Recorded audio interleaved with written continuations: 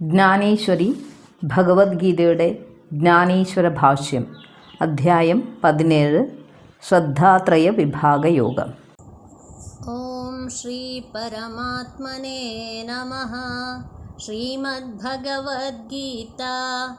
അഥ സപ്തദശോऽധ്യായഃ. ശ്രദ്ധാത്രയ വിഭാഗയോഗഃ. അല്ലയോ ഗണേന്ദ്ര, നീ ഗുരുരാജനാണ്. ഞാൻ നിന്നെ നമിക്കുന്നു. നിന്റെ യോഗമായ ഈ പ്രപഞ്ചത്തിൻ്റെ പ്രകടിത രൂപത്തിന് കാരണഭൂതമാകുന്നു. ത്രിഗുണങ്ങളാകുന്ന ത്രിപുര രാക്ഷസന്മാരാൽ ചുറ്റപ്പെട്ട ജീവദശയാകുന്ന കോട്ടയിൽ തടങ്കലിൽപ്പെട്ടിരിക്കുന്ന ശങ്കരനാകുന്ന ആത്മാവ് നിന്റെ സ്മരണ കൊണ്ട് മോചിതനാകുന്നു. ത്രിപുര രാക്ഷസന്മാരുടെ തടങ്കലിൽപ്പെട്ട ശിവൻ ഗണപതിയെ സ്മരിച്ച് മോചിതനായ കഥയുടെ സൂചന. ത്രാസിലിട്ട് തൂക്കി നോക്കിയാൽ ഗുരുവെന്ന നിലയ്ക്ക് നിനക്ക് ശിവനേക്കാൾ ഗുരുത്വമേറും. എന്നാൽ മായാസമുദ്രം സുരക്ഷിതമായി കടക്കുന്നതിന് നീ പൊങ്ങുതടി പോലെ ലഘുതമമായി കാണപ്പെടുന്നു. മൂഢന്മാരായ അജ്ഞാനികൾ നിന്നെ കാണുന്നത് വക്രതുണ്ടനായിട്ടാണ്. എന്നാൽ ജ്ഞാനികൾ നിന്നെ അവക്രനായി കാണുന്നു. നിന്റെ ദിവ്യമായ നേത്രങ്ങൾ ചെറുതായി കാണപ്പെടുന്നു. എങ്കിലും നിന്റെ ഉന്മീലനവും നിമീലനവും യഥാക്രമം പ്രപഞ്ചത്തിൻ്റെ ഉൽപ്പത്തിയും പ്രളയവും അനായാസേന കൈവരുത്തുന്നു. ഇത് നിന്റെ ലീലയാണ്. പ്രവൃത്തിയാകുന്ന നിന്റെ വലത്തെ ചെവി ആടുമ്പോൾ ഉണ്ടാകുന്ന മദഗന്ധാനിലൻ ജീവാത്മാക്കളാകുന്ന ഭൃംഗങ്ങളെ നിന്നിലേക്ക് ആകർഷിക്കുന്നു. ഈ ഭൃംഗങ്ങൾ നിന്റെ നെറ്റിത്തടത്തിൽ പറ്റിപ്പിടിച്ചിരിക്കുമ്പോൾ അവ നിന്നെ ആരാധിക്കാൻ അർപ്പിച്ച നീലോൽപലത്തിൻ്റെ പുഷ്പകിരീടം പോലെ തോന്നും. നിവൃത്തിയാകുന്ന നിന്റെ ഇടത്തെ ചെവി ആടുമ്പോൾ ആരാധന അവസാനിക്കുന്നു. ആരാധനാ പുഷ്പങ്ങൾ അപ്രത്യക്ഷങ്ങളാകുന്നു. അപ്പോൾ നിന്റെ ആകാരം അതിൻ്റെ പുരാതന മഹിമയോടുകൂടി വെളിവാക്കപ്പെടുന്നു. നീയുമായി ബന്ധുത്വം സ്ഥാപിക്കുന്നവന് അവൻ്റെ ദ്വൈതഭാവം ഇല്ലാതായി മറ്റെല്ലാ ബന്ധങ്ങളും നഷ്ടപ്പെടുന്നു.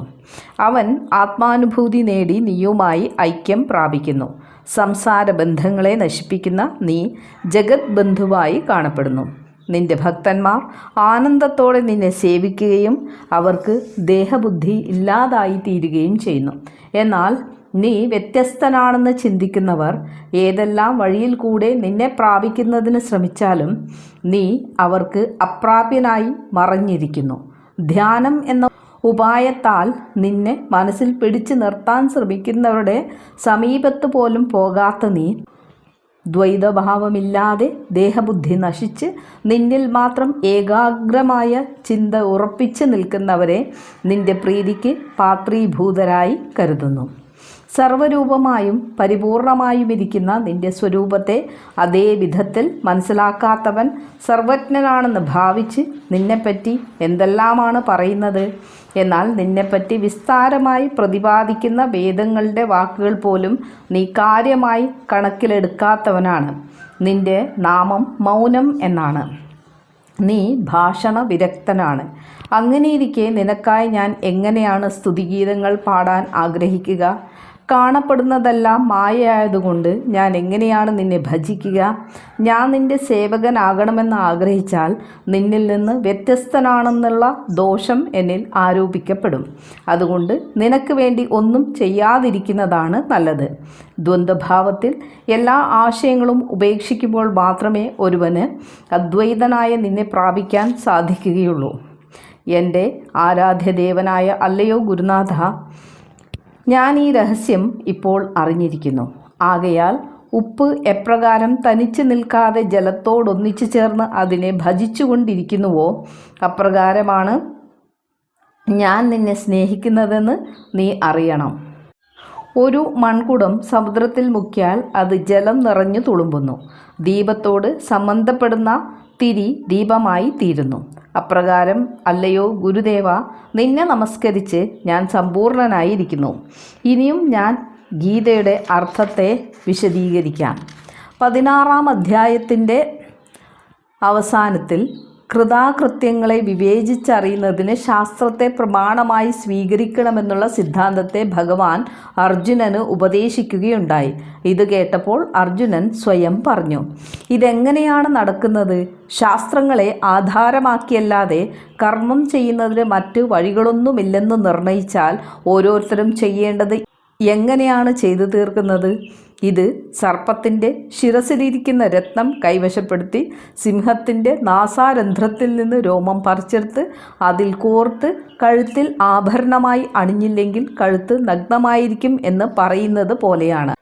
ഒരേ വിഷയത്തെപ്പറ്റിയുള്ള ശാസ്ത്രവചനങ്ങൾ തന്നെ പലയിടങ്ങളിലായി ചിതറിക്കിടക്കുകയാണ്. ഒന്നോടൊന്ന് പൊരുത്തപ്പെടാത്ത അവയെ മുഴുവൻ തേടിപ്പിടിച്ച് ഏകീകരിക്കാൻ ആരെക്കൊണ്ടാണ് സാധ്യമാവുക? സാധ്യമായാൽ തന്നെ അതനുസരിച്ച് പ്രവർത്തിക്കാനുള്ള സമയം ഉണ്ടാകുമോ?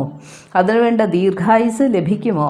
ദീർഘായുസ്, ശാസ്ത്രപഠനം, അർത്ഥനിരൂപണം, ഉചിതമായ സ്ഥലം, യോഗ്യമായ കാലം എന്നിവയെല്ലാം ഏകോപിപ്പിച്ച് കർമ്മങ്ങൾ ചെയ്യാനുള്ള കഴിവ് ലഭിക്കുന്ന ഭാഗ്യവാന്മാർ എത്ര പേരുണ്ടായിരിക്കും? ആകയാൽ ജനസാമാന്യത്തിന് ശാസ്ത്രവിധിപ്രകാരം കർമ്മങ്ങൾ ചെയ്യാനുള്ള അവസരം സാധാരണഗതിയിൽ വളരെ വിരളമാണ്.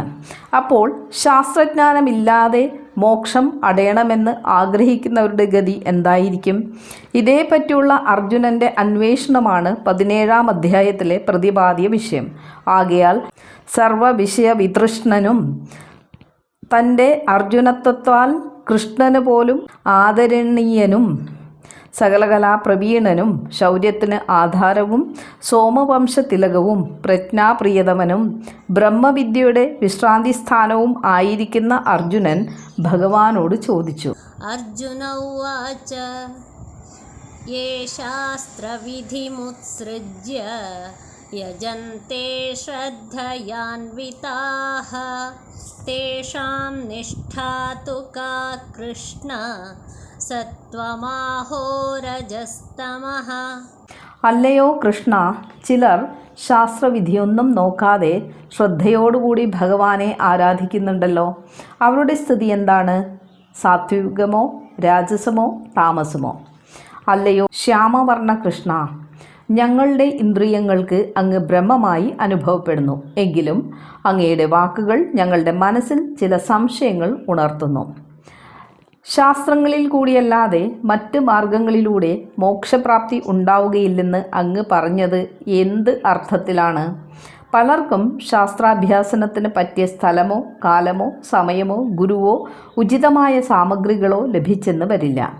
അനുകൂലമായ പൂർവകർമ്മ ഫലങ്ങൾ ഇല്ലാത്തതുകൊണ്ട് ശാസ്ത്രാഭ്യാസനത്തിന് ആവശ്യമായ ബുദ്ധിസാമർഥ്യവും ഉണ്ടായില്ലെന്നും വരാം.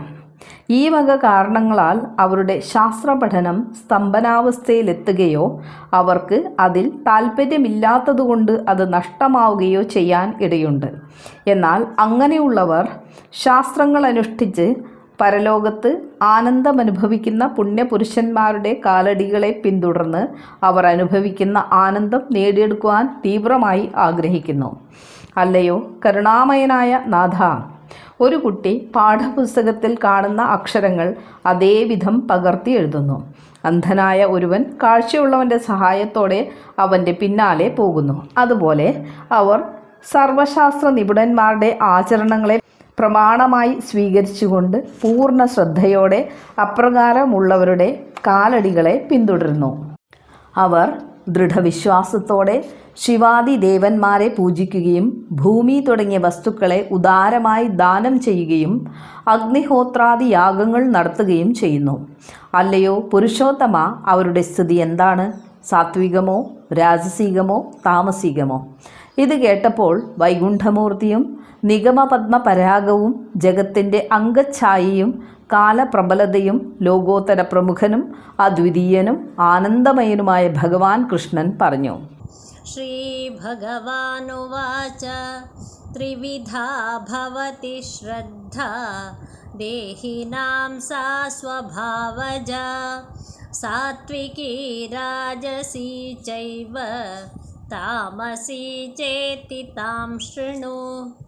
സാത്വികമെന്നും രാജസമെന്നും താമസമെന്നും ഇങ്ങനെ മനുഷ്യരുടെ സ്വാഭാവികമായ ശ്രദ്ധ 3 തരത്തിലുമുണ്ട്. അതിനെക്കുറിച്ച് പറയാം, കേട്ടോളൂ. അല്ലയോ അർജുന, എനിക്ക് നിന്റെ അന്തർഗതം മനസ്സിലായി. ശാസ്ത്രാഭ്യാസം വിഷമകരമാണെന്ന് നീ കരുതുന്നു. ശ്രദ്ധ കൊണ്ട് മാത്രം ആ പരമപദത്തിലെത്താൻ നീ ആഗ്രഹിക്കുന്നു. എന്നാൽ പ്രബുദ്ധനായ പാർത്ഥ, അത് അനായാസേന നടക്കുന്ന കാര്യമല്ല. ഒരു ദ്വിജൻ അന്ത്യജനുമായി കൂടുകൂട്ടിയാൽ അന്ത്യജൻ്റെ നിലവാരത്തിലേക്ക് താണുപോകും. അതുപോലെ ശ്രദ്ധ കൊണ്ട് മാത്രം ഉത്കൃഷ്ട പദത്തിലെത്താമെന്ന് കരുതുന്നത് അബദ്ധമാണ്. നീ ആലോചിച്ചു നോക്കൂ, മദ്യചഷകത്തിൽ ഒഴിച്ചു വച്ചിരിക്കുന്നത് ഗംഗോദകമാണെങ്കിൽ പോലും അത് പുണ്യജലമാണെന്ന് ആരെങ്കിലും കരുതുമോ? ചന്ദനമരം ശീതളമാണ്, എന്നാൽ അതിന് തീ പിടിക്കുമ്പോൾ അത് കയ്യിലെടുത്താൽ കൈ പൊള്ളുകയില്ലേ? പരിശുദ്ധമായ സ്വർണം മറ്റ് ലോഹങ്ങളോടൊപ്പം മൂശയിലിട്ടുരുക്കിയാൽ സ്വർണത്തിൻ്റെ മാറ്റും പരിശുദ്ധിയും കുറയുകയല്ലേ ചെയ്യുന്നത്? അതുപോലെ ശ്രദ്ധാസ്വരൂപത്തിൻ്റെ സ്വഭാവത ശുദ്ധമാണെങ്കിലും അത് ഒരു വ്യക്തിയുടെ സ്വഭാവമായി കൂടിക്കലരുമ്പോൾ അതിൻ്റെ ശുദ്ധത നിലനിൽക്കുന്നില്ല. എന്തുകൊണ്ടെന്നാൽ വ്യക്തികളുടെ സ്വഭാവം അനാദി മായയുടെ സ്വാധീന വലയത്തിലുള്ള ത്രിഗുണ ഘടകങ്ങളെ കൊണ്ട് നിബന്ധിക്കപ്പെട്ടിട്ടുള്ളതാണ്. ത്രിഗുണങ്ങളിൽ രണ്ടെണ്ണം ദുർബലമാവുകയും മൂന്നാമത്തേത് പ്രബലപ്പെടുകയും ചെയ്യുമ്പോൾ പ്രബല ഗുണം വ്യക്തിയുടെ ശ്രദ്ധയ്ക്ക് നിറം പകരുന്നു. ആ വ്യക്തിയുടെ അന്ധകരണസ്ഥിതി അവൻ്റെ മനോഗതങ്ങൾക്ക് രൂപം നൽകുന്നു. അതനുസരിച്ചുള്ള കർമ്മങ്ങൾ അവൻ ചെയ്യുന്നു.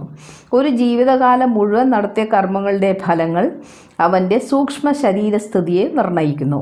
ഈ സൂക്ഷ്മ ശരീരത്തിൻ്റെ അവസ്ഥ അനുസരിച്ച് മരണശേഷം അവൻ മറ്റൊരു ശരീരത്തിൽ ജനിക്കുന്നു. വിത്ത് മുളച്ച് വൃക്ഷമായി വളരുന്നു.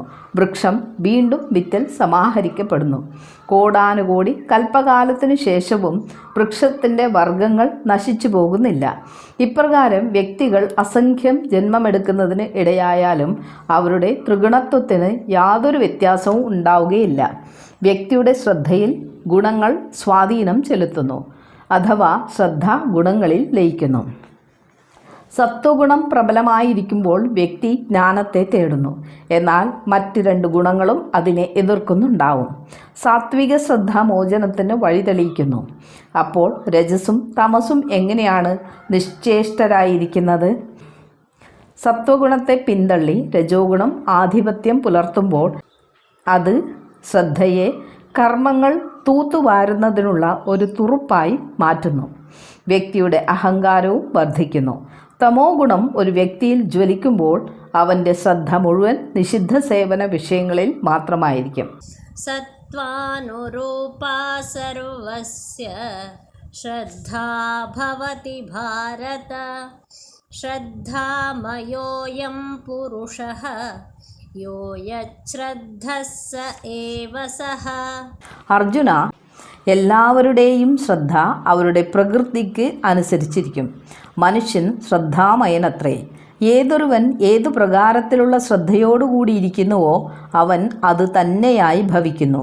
അല്ലയോ സുവർമ്മനായ അർജുന, ജീവസമുദായത്തിൽ സത്വ രജസ്തമോ ഗുണങ്ങളിൽ നിന്ന് സ്വതന്ത്രമായിട്ട് ശ്രദ്ധയ്ക്ക് നിലനിൽപ്പില്ല.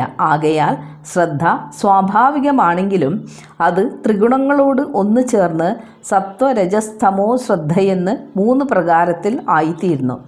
ജലം ജീവനെ സംരക്ഷിക്കുന്നതാണെങ്കിലും അതിൽ വിഷം കലർത്തിയാൽ മാരകമായിരിക്കും. കുരുമുളക് കലർത്തിയാൽ കത്തലുണ്ടാകും. കരിമ്പിൻ നീര് കലർത്തിയാൽ മധുരമുള്ളതായിരിക്കും. അതുപോലെ തമസിൻ്റെ ആധിക്യത്തോടെ ഒരുവൻ വീണ്ടും വീണ്ടും ജനിക്കുകയും മരിക്കുകയും ചെയ്യുമ്പോൾ അവനിൽ തമശ്രദ്ധയായിരിക്കും വർദ്ധിച്ചിരിക്കുന്നത്. അട്ടക്കരിയും പുകയറയും തമ്മിൽ എന്താണ് വ്യത്യാസം? അതുപോലെ തമശ്രദ്ധ തമോ ഗുണത്തിൽ നിന്ന് വ്യത്യസ്തമല്ല. രജോ ഗുണം പ്രബലമായിരിക്കുന്ന ഒരു വ്യക്തിയിൽ അതിനനുസൃതമായ ശ്രദ്ധയായിരിക്കും സ്ഥിതി ചെയ്യുന്നത്. സത്വഗുണ പ്രധാനനിൽ സത്വശ്രദ്ധയായിരിക്കും ഉള്ളത്. ഇപ്രകാരം അഖില വിശ്വവും വിശ്വാസത്തിൻ്റെ മൂശയിലാണ് വാർക്കപ്പെട്ടിട്ടുള്ളത്.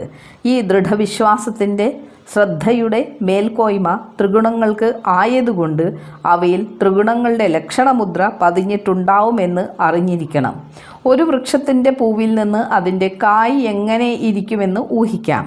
ഒരുവൻ്റെ സംസാരം കേൾക്കുമ്പോൾ അവൻ്റെ മനസ്സ് എപ്രകാരമുള്ളതാണെന്ന് മനസ്സിലാക്കാൻ കഴിയും. ഈ ജീവിതത്തിൽ അനുഭവിക്കുന്ന സുഖദുഃഖങ്ങളുടെ വെളിച്ചത്തിൽ ഒരുവൻ്റെ മുജ്ജന്മ കർമ്മങ്ങളെക്കുറിച്ച് അറിയാൻ കഴിയും. ഇങ്ങനെ 3 പ്രകാരത്തിലുള്ള ശ്രദ്ധയുടെ ലക്ഷണങ്ങൾ എപ്രകാരമെന്ന് ഞാൻ വിശദീകരിക്കാം.